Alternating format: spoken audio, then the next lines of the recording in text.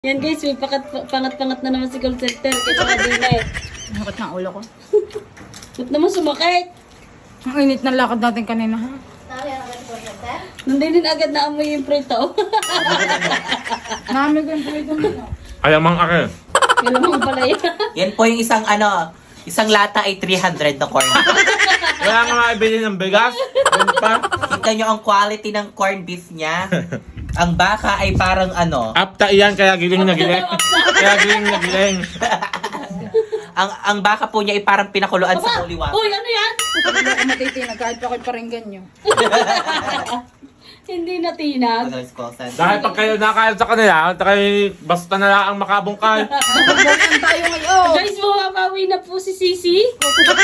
Oo, iyon na lahat ulam. Yan, yun na lahat. Yun na lahat yan lahat. Lorelai.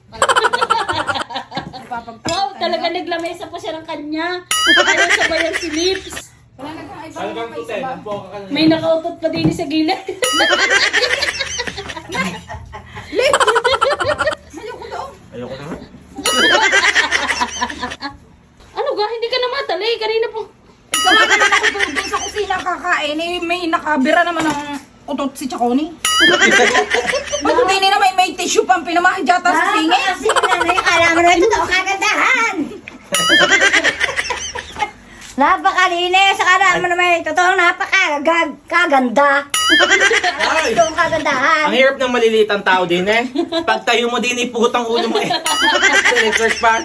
Bigla si Larry na ipinta-pinta man May ng hook ka dyan? puwid sa ulo. Hindi mo kami pinamunas sa singit ni Tito RJ. Hindi yan sa silipin na muna, sa kuyokot. Sa kayukot pala. Sino kaya magluto ng manok na rin? Wala mang kalasa-lasa eh.